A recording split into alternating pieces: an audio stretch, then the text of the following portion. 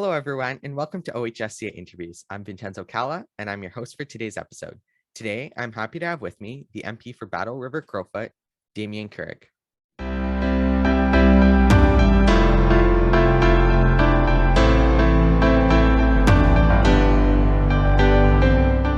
Damien is a fifth-generation farmer who has spent nearly a decade in East Central Alberta's oil and gas sector. He holds a bachelor's degree in political studies and communications and a diploma in biblical studies from Trinity Western University. He has also held leadership and governance roles in a number of nonprofits in Western Canada. Damien currently serves as the Conservative Deputy Shadow Minister for Rural Economic Development and Rural Broadband Strategy. Thank you, Damien, for your time, and thank you for joining us today. Thank you so much for joining us today. And it's great to have you. And we're going to start off the interview today with our question and answer segment. And all of these questions come from the members of our high school team. So the first question is a question that we occasionally like to ask our guests.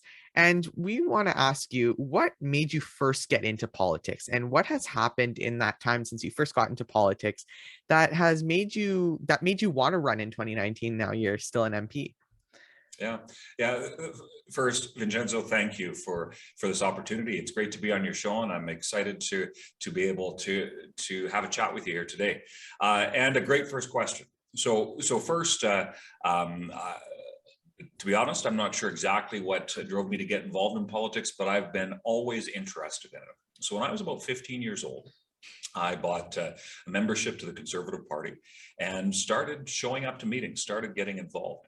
Had the opportunity to do a student exchange while I was in high school to Ottawa, which was a pretty big deal for a farm kid from rural Alberta, and met with my then member of Parliament, who encouraged me to stick it out and start coming to things like EDA meetings and to really just be engaged in the political process in Canada. So taking that interest and actually turning it into action. So over the course of the next 15 years or so, from a few of the places that I lived across Canada, going to college and then university, being involved at Campus Club, doing an internship in Ottawa. In 2015, becoming a provincial government staffer for the Wall government in the province of Saskatchewan, and then eventually being a constituency assistant for an MP, continued to be involved, continued to do things like door knock, continued to attend policy conventions and be engaged in that political process. And then when the time came, my predecessor announced that he would be retiring. And because I'd been connected and involved and engaged in the constituency of Battle River Crowfoot over the course of really the previous decade and a half, a whole bunch of folks encouraged me to seek the nomination, to which I simply got to work and worked really hard over the course of that nomination, was successful, and then ran for the first time in 2019. But Vincenzo, if I could really sum it up, I would simply say this: decisions are made by those who show up. So to you and all of your listeners, make sure that you get engaged and show up, whether it's to meetings where you might be the youngest person in the room. Sometimes I was, by a factor of 2 or 3 times, but make sure you show up, because those who show up get to make the decisions. And now I have the honor of being able to serve as a member of Parliament. Was first elected at age 29. Now I'm 32, but it's truly an honor to be able to serve in this capacity. Well, for sure. And that thing you said about showing up and doing the work, and even though you may be the youngest person, I know I volunteered on my first full campaign in the fall election with my local Conservative candidate. And sometimes, not all the time, but some of the times I was the youngest person there.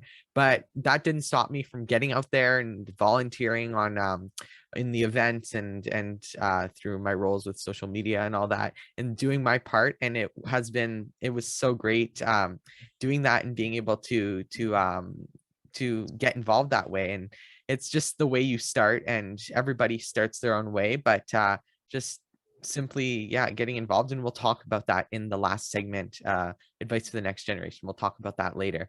Awesome. So the second question, um, it's involved with your membership in the Standing Committee on Access to Information, Privacy, and Ethics.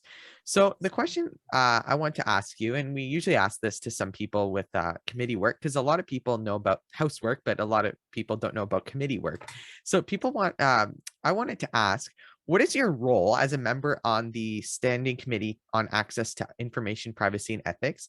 And how do you bring the conservative views, I guess, or the side of the CPC to that committee and represent as a conservative MP on that committee?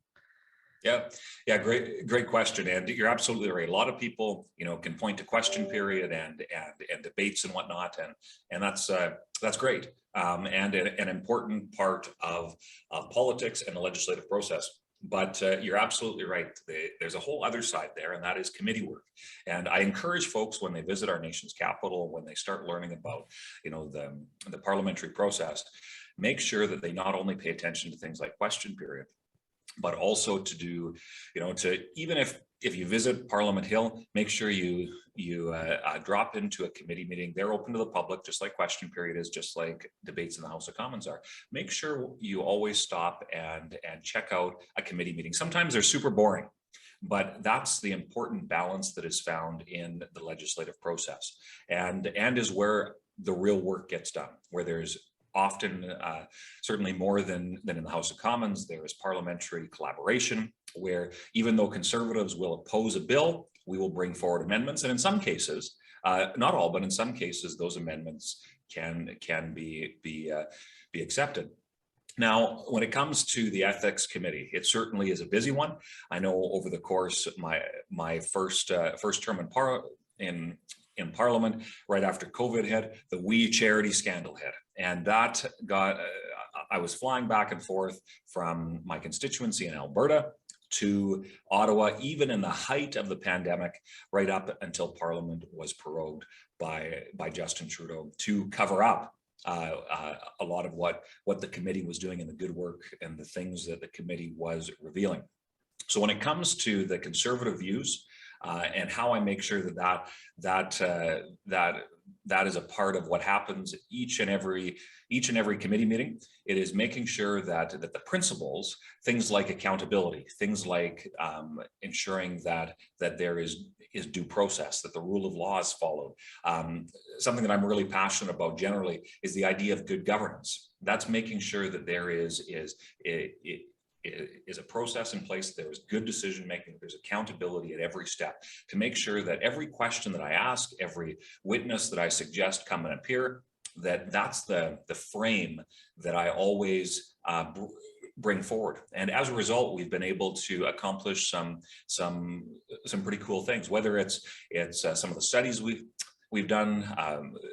For example, there's one on facial recognition technology right now, asking questions about technology that we don't really understand what the civil rights implications could be, making sure that we, through the lens of good governance and respecting the rights of Canadians, make sure that that's part of how we approach those issues. To of course the big picture stuff like the We Charity scandal, or even having the privacy commissioner come to committee here a couple of weeks ago. I asked a question about whistleblower protection. That idea of that if somebody calls out, is a whistleblower to call out, corruption within a department, for example. Specifically, I referenced the CRA. I asked the privacy commissioner what he thought would be appropriate policy surrounding that, and it ended up getting a number of headlines because it's one of those things that resonated with Canadians, but comes back to that idea that we need to have good governance at every step of the process. So whether that's in the House of Commons, whether that's on the ethics committee, or even the way that I deal with other policy related matters or help constituents with casework, you always have that lens of, okay, what is the right way to try and accomplish X, Y, or Z? And that's absolutely key. And that's part of there's a lot more specifics, but that's kind of my overall approach to specifically committee work, but also the bigger picture.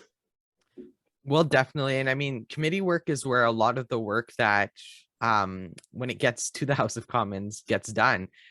It's not Yeah, just readings in the House of Commons and that's it. It's reading and then talking about it and figuring it out. And that's how a lot of the bills that are tabled that become law get perfected because of that stuff there. And like you said, I mean, sometimes it may not always be the most exciting thing to watch, but sometimes we have JJ McCall out there talking about Bill C-11, and that's super interesting. And it's it's just true. it's and some things like the We Charity scandal that Yeah, we was a household name for a lot of young people yeah, for schools getting involved, myself included, and yeah, seeing the work and digging deep into that and seeing the parliamentarians figuring that out on behalf of Canadians is just so important and such an important way to see how our parliamentary system works in all the aspects of it. yeah, So we're going to go on 100%. to question 3, Yeah, which refers back to your role as the Conservative Deputy Shadow Minister for Rural Economic Development and Rural Broadband Strategy. So for Jack from Milton wants to ask, we live in an increasingly online world. You and I are doing this interview on Zoom right now, and people are watching it on YouTube or listening to it on Spotify. So this is Exhibit A. So he wants to ask, what can the government do to reach those in rural areas so that they can have stable and reliable access to the internet? yeah. Yeah, another great question, of which the importance has been emphasized as really over the course of the last 2.5 years with the onset of COVID. Um, uh, and so I talked about kind of my first overarching priority being that of good governance.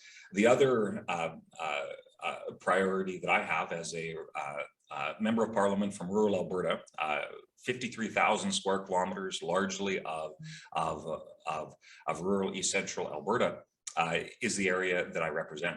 And making sure that rural has a voice, even though the vast majority of our population lives in what we would call major urbans or cities, and making sure that rural Canadians have whether it's access to government services, making sure that they have high-speed internet, ensuring that the concerns of rural Canadians are heard in our parliamentary process is absolutely key. And this is Exhibit A, especially over the last couple of years. So when I was first elected, even prior to COVID, we started really pressuring the government to be more responsive with how they were spending money on getting the rural broadband to rural Canada. Because they were, quite frankly, the Liberals were spending a lot of money, but accomplishing very, very little. And in some cases, a lot of money would be spent, and there's a few examples where they would even have a big ribbon cutting where, a fiber optic line, for example, would get to a small town. There'd be a ribbon cutting, they'd claim, a job well done, but then there was no actual access to that internet within the community. So the key here is twofold. One, to make sure there are strategic investments that find where there's possibly dead zones. It could be a few homes in a valley. It could be a community in rural or remote Canada, maybe in our north, to ensure that there is strategic investment to get internet to those places. But then also leveraging the private sector to make sure that some of the incredible innovations that are taking place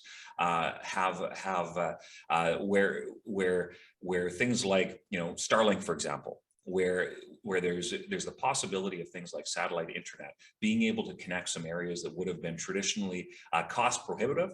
We can do so in a way where, just with a little bit of ensuring that the government policy does not hold back private sector innovation, we can get to that universal connectivity. And I think the thing that really sets Conservatives apart from what the Liberals are doing is, while the Liberals spend lots of money, they can point to a certain number of thousands of people that they've connected. Conservatives' goal is to make sure that we leverage the innovation, the capacity of the private sector, some of the technologies that are quickly emerging, and say, okay, how do we make sure that every Canadian is able to access the internet, set up that framework, whatever is needed, and then ensure that we remove every roadblock possible that is currently inhibiting that. And that includes looking at other institutions like the CRTC, which right now, when it comes to things like the rollout of 5G and what's called spectrum auctions, that are currently holding rural areas back from getting the most up-to-date cell phone networks. And in some cases, you can actually have cell phone coverage that can be converted into broadband, to make sure that it's not government bureaucracy or departments, or in the case of the CRTC, an arm's length agency. It's not their policy that's holding back the ability for investment to actually solve some of those challenges. And all of those things, I believe, being able to work together. And as a deputy shadow minister, I work a lot with Shannon Stubbs, who is the shadow minister, also from a rural area, to do whatever we can to encourage these conversations to take place, while also thinking forward of the next election, saying, okay, as Conservatives in the next election, how do we make a proposal, and how would we actually deliver the promises that we're talking to? When we in the last campaign, we promised 100% connectivity by 2025. That was not the government coming in and solving and connecting each and every home to internet, but it was unleashing the capacity, the innovation, and the productivity of our country, and entrepreneurs and internet service providers and everybody involved with the entire process, to say, okay, here is how we can truly get that accomplished, so that ultimately Canadians benefit. Whether it's a high school student needing access to online learning, whether it's a small business that's looking to expand their operations in a rural area with an online store, or just because people want to be able to watch Netflix, to make sure that we are doing everything we can to leverage that, so that government isn't holding back, but rather being a catalyst for the solution. Oh, 100%. And those are all fantastic things that you brought up.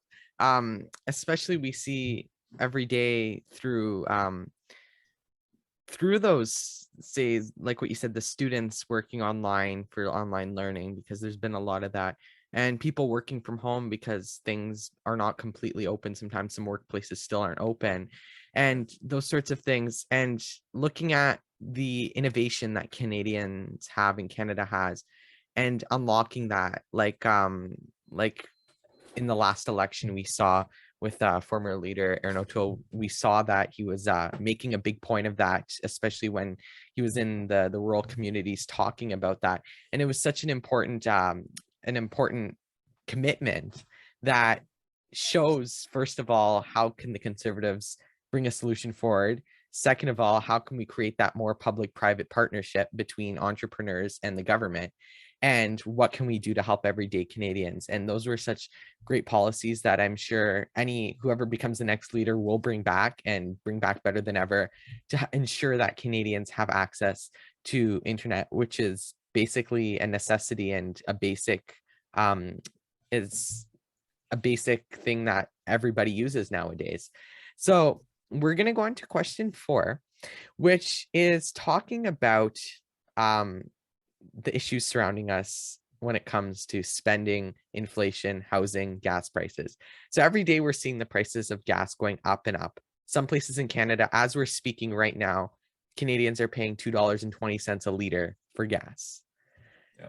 Especially in some, just really across Canada, I think the average is almost at that now. So the question is, what would the CPC do to avoid prices like this in the long term? And what do you think the federal government can do to bring the price of gas down right now? Great question. And you're absolutely right. We are seeing an unprecedented, really a crisis when it comes to fuel prices. And there's 2 important things to look at when talking about this issue. One, we can act now. And there's actually proof that government acting now can help solve the problem. And the proof of that is in the province of Alberta, where the provincial government eliminated the provincial gas tax.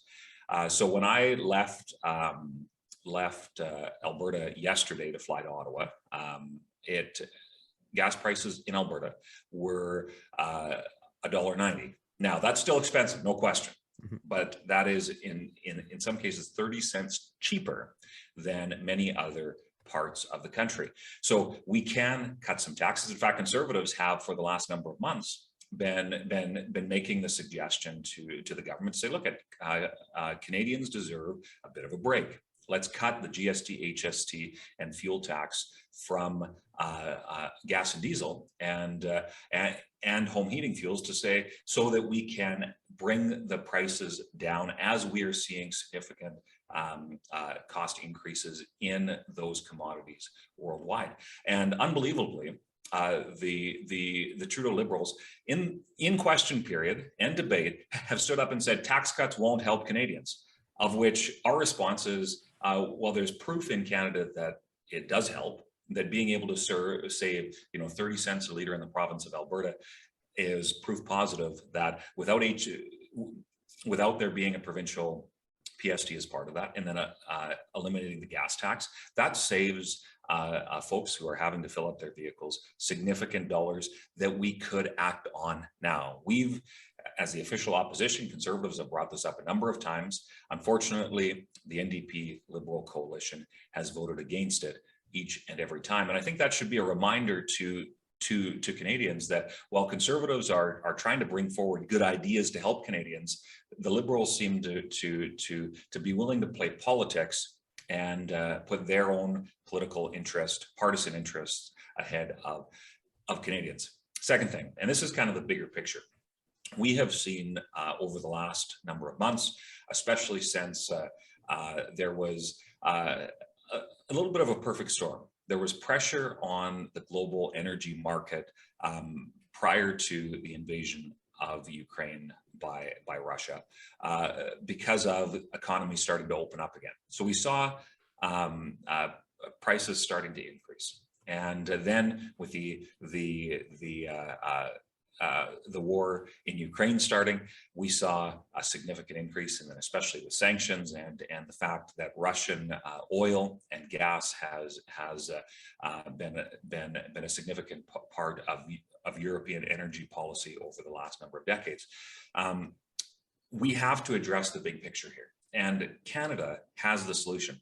I represent East Central Alberta. A lot of the area that I represent has oil and gas, some of the most environmentally friendly and sustainable oil and gas. In fact, there is just outside of my constituency, there is an oil field that uses carbon capture, utilization, and sequestration, where it is actually net negative carbon oil. So there's more carbon that is sequestered than the oil that is brought out of the ground. So we have the environmental solutions. We have the ability to produce a clean, reliable, and from a peaceful, secure democracy, the oil and gas that the world needs. Unfortunately, over the last 7 years, we have seen the Liberals put their ideological self-interest ahead of what's best for not only Canada, but for the world. The Keystone XL pipeline hits really close to home because when the Biden administration, while the Trudeau government sat by doing nothing, canceled that pipeline, 2,000 people in my constituency lost their jobs. That pipeline would have shipped approximately 800,000 barrels of oil from a town called Hardisty in my constituency, through a portion of Alberta, through Saskatchewan, and then down into the United States, would have shipped 800,000 barrels of oil into the U.S. The U.S. At the start of the war in Ukraine was importing close to 700,000 barrels of oil from Russia. We could have had that solution signed, sealed, and delivered, and had it not been for the mismanagement of energy projects over the last number of years, we could be the supplier of choice for the free world when it comes to oil and gas, which would have insulated the global commodities market from Russia being an aggressor attacking Ukraine, and the sanctions and everything associated with that has led to some of the real challenges that are faced when it comes to the cost of energy. Then on top of that, add in the inflation crisis. That is, my understanding is there are some just terrifying numbers in terms of growth in the cost of food. Of course, housing costs have more than doubled. And now there was a report that came out and said that 1/4 of homeowners are concerned that they'll have to sell their home if interest rates keep going up. Well, the Bank of Canada should have been doing their job, which is in their mandate, is keeping the inflation rate at around or less than that 2% mark. But over the course of the last couple of years, we have seen an unprecedented amount of money being injected into our economy, and in ways that are really inefficient and actually increase the inflationary pressures that our economy faces. And now we are facing the inevitable consequences of that. And the implications are Canadians are now at a place where they are, if you look at last month's numbers, 6.7% annualized inflation rate, average wage increases are 2.2%. That's almost a 4.5% cut that every Canadian is facing when it comes to the average of purchasing power for the average Canadian, for the average family, whatever the case is. That's devastating. That means not being able to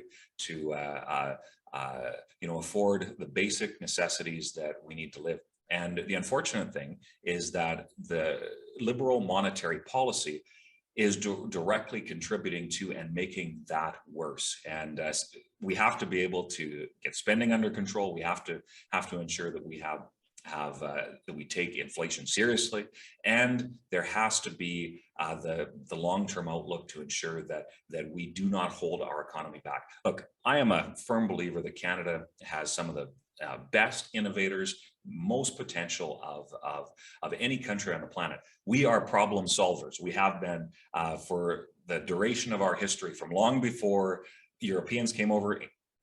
Our Indigenous peoples were problem solvers. We have been problem solvers since my folks came to Alberta about 100 years ago.